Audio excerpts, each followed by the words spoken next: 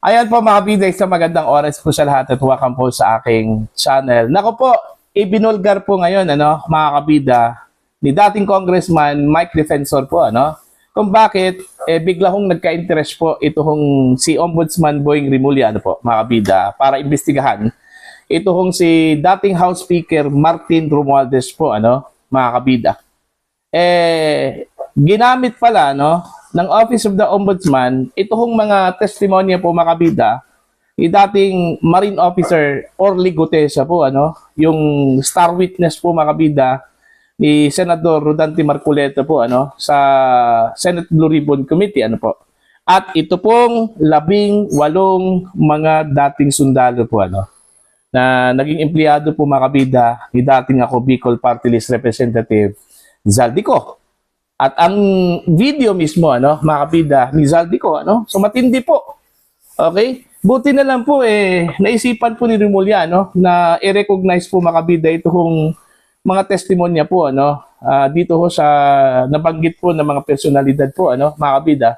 Kasi ang Senate Blue Ribbon Committee, binaliwala po Hindi po binigyan po ng bigat po mga kabida, Itong testimonya po ni Zaldico, Orly Gutesa, at maging itong 18 mga dating sundalo po, mga kabida, na nagbulgar po sa delivery po mga kabida ng malitang pera po, doon ho sa mga iba't ibang personalidad, mga kabida.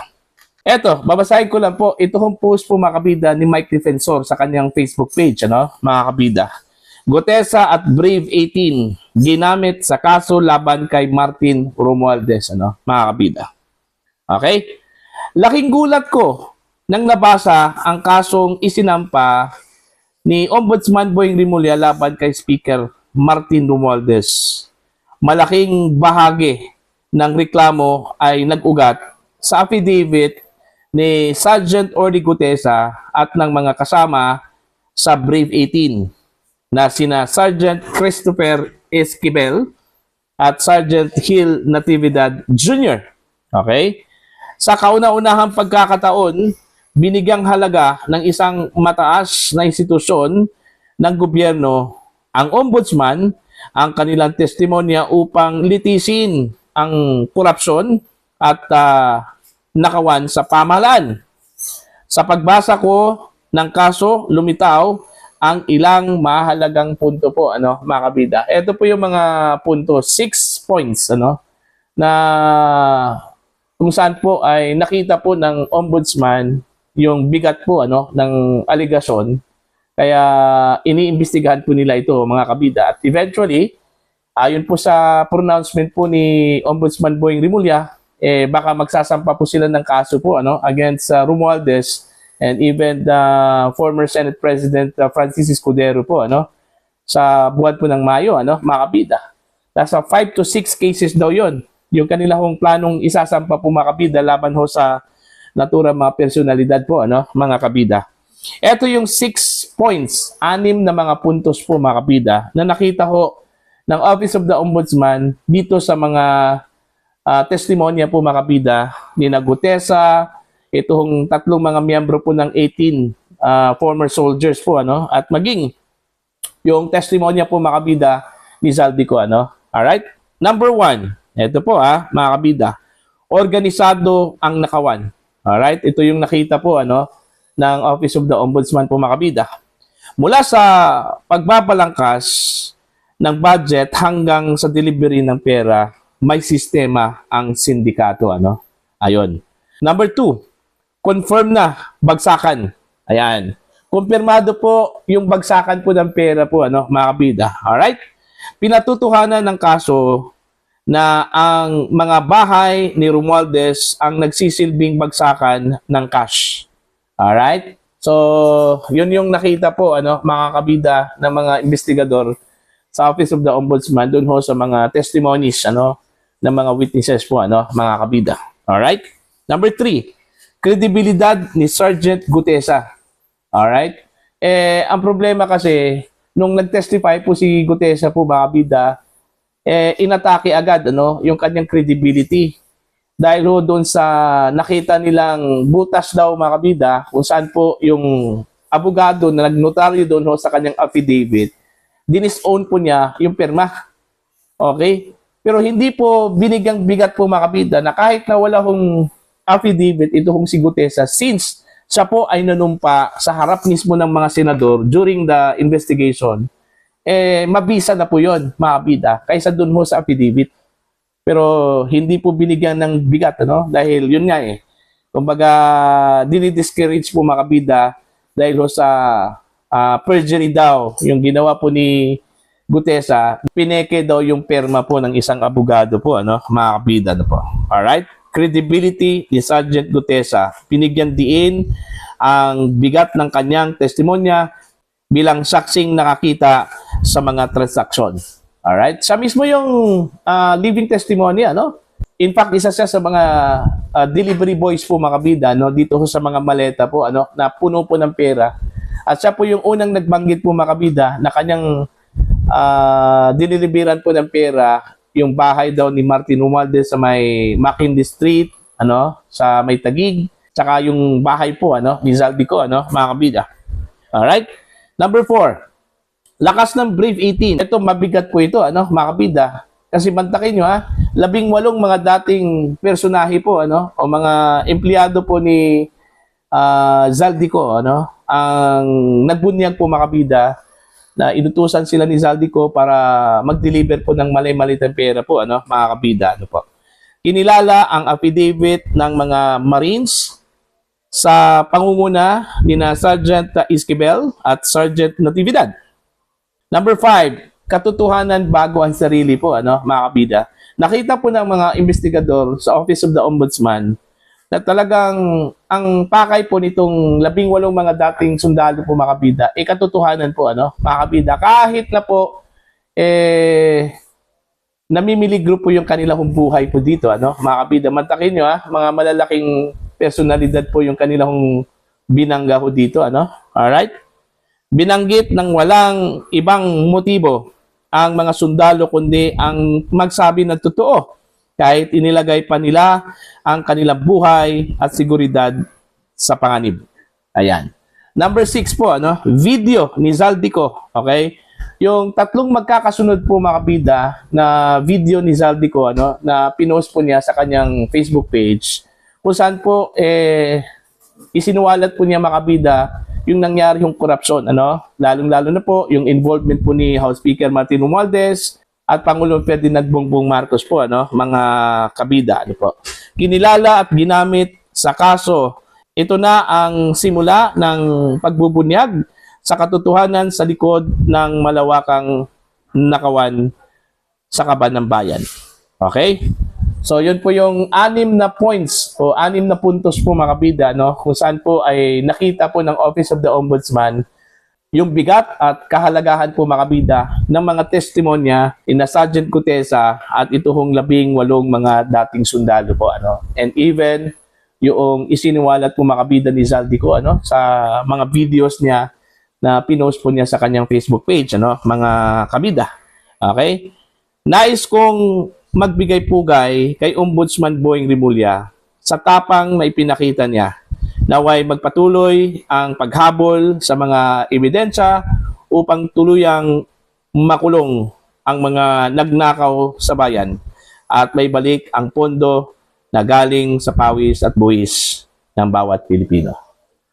So yun po yung post po mga kabida, no, ni dating Congressman Mike Defensor, ano po. Binigyan na po niya ng credit po, ano, ito hong si Rimulya dahil sa lahat po na ng imbestiga ho dito mga kabida, ano po, ICI, Senate Blue Ribbon Committee, Ombudsman. Ang Ombudsman lang po ang nagbigay po ng bigat, ano, dito sa testimonya po mga kabida ni Gutesa, ito hong 18 mga dating sundalo at even former Congressman Zaldico, ano, mga kabida.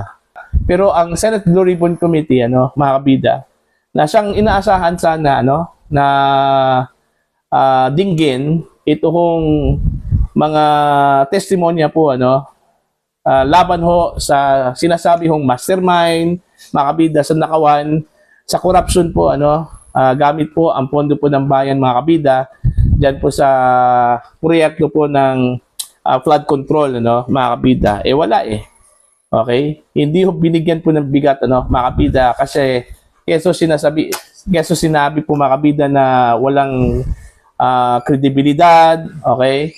Walang probative value, yung mga statements dahil hindi ho nakapanumpa daw, ano, mga kabida. Okay? So sa madaling salita po, ano, ibinasura po mga kabida yung kanila pong mga testimonya diyan po sa Senate Blue Ribbon Committee, ano. Okay?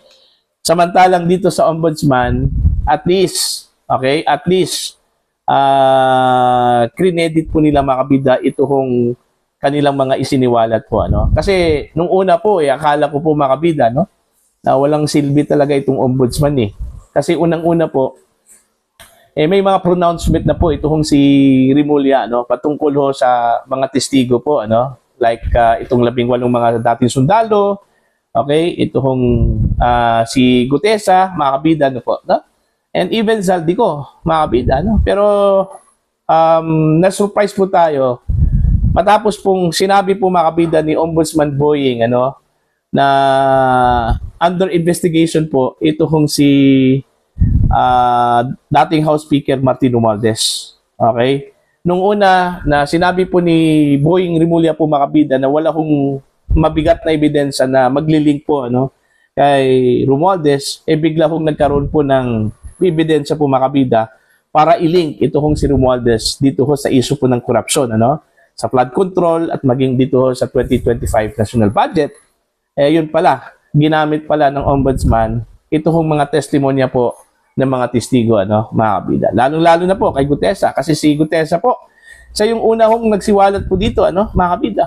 Siya yung unang nagbanggit po sa pangalan ni Romualdez na dinalhan doon niya ng mali-malitang pera doon ho sa sinasabi hong bahay daw ni Romualdez sa McKinley Street, ano, sa May Taguig. Okay? At may mga deliveries po siya, ano, mga kabida, sa utos daw ni Congressman Zaldico, ano, mga kabida. At yung sinabi ni Gutesa po ay pinatutuhanan po, ano, ni Zaldico. Doon ho sa kanyang video po mga kabida, ano po, no? Sinabi po ni Zaldico na totoo yung maleta. In fact, may ipinakita nga siya, no, na mga maleta po mga kabida, may pictures na kanyang ipinakita po doon ho sa kanyang video po mga kabida, na totoo yung maleta. Na totoo na ang laman doon ho sa mga maletang yon, ano, mga kabida, ay pera, ano, mga kabida. Plus, dito ho sa 18 mga dating sundalo, sila mismo yung nagbigay po ng bigat, ano, doon ho sa testimony po ni Orly Gutesa po, ano, mga kabida. So yon, ano, mga kabida, nagkaroon po ng puntos dito, ano, ito hong si Rimulya, no, sa kanyang ginawa. At least meron po siyang ligasiya po mga kabida, no, na pwede ho niyang iiwan o sakali man po matapos yung kanyang termino, ano, bilang ombudsman, mga kabida. At least gumawa po siya ng tama. Okay? Kasi po, yun nga ang dami hong bumilib sa kanya ngayon, ano? Kasi alam naman po natin mga kabida na magkaibigan po itong si Rimulya at saka si Romualdez. Dahil unang-una po, matagal na po itong nagsama po mga kabida, no, sa House of Representatives bilang mga kongresista, no? Tsaka pangalawa, magka-Brad po. Okay? Magka-Brad at saka I think classmate ata yung asawa po ni Rimulya at saka itong si Speaker Martin Romualdez po, ano, mga kabida.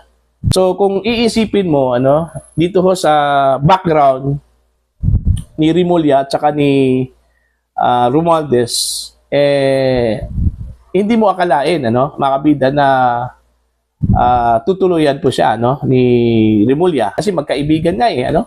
Yun pala, ano, ang ginawa po ni Rimulya, mga kabida, inimbestigahan po. Isinailalim po sa investigasyon ng ombudsman ito kong si Romualdez. At hindi lang po dyan nagtapos, ano? Hindi po pinayagan na umalis po ng bansa. Kaya nagpetisyon po ito, ano, sa Sandigan Bayan na maglabas po ng precautionary hold departure order. Yun nga, lumabas ang precautionary hold departure order at hindi pa po kontento, mga kabida, okay, nag-apply for freezing doon ho sa mga ari-arian at bank accounts, ano, ni dating House Speaker Martin Romualdez. So, what do you think? Ano ang tingin ho ninyo, mga kabida, dito ho sa ginawa po, ano, ni Ombudsman Boying kay dating House Speaker Martin Romualdez? Kumbinsido ba kayo, mga kabida, na totoo na po ito, ano? Okay? na talagang wala hong pinipili po ito hong si Rimulya mga kabida, kahit na po kaibigan, kahit na po kasama po sa trabaho po mga kabida dati, ano, bilang mga kongresista, hindi ho nagpatinag mga kabida, okay? At kakasuhan po itong si Romualdez, no, ni Rimulya, most probably sa susunod na buwan, ano, mga kabida, as promised by the Ombudsman, ano po, mga kabida. Please comment down. Sa mga hindi pa po subscribe po sa akin, please subscribe. Just click the subscribe button, click the notification bell, click all para updated po kayo mga kabida sa aking mga uploads. Maraming salamat po sa inyong lahat.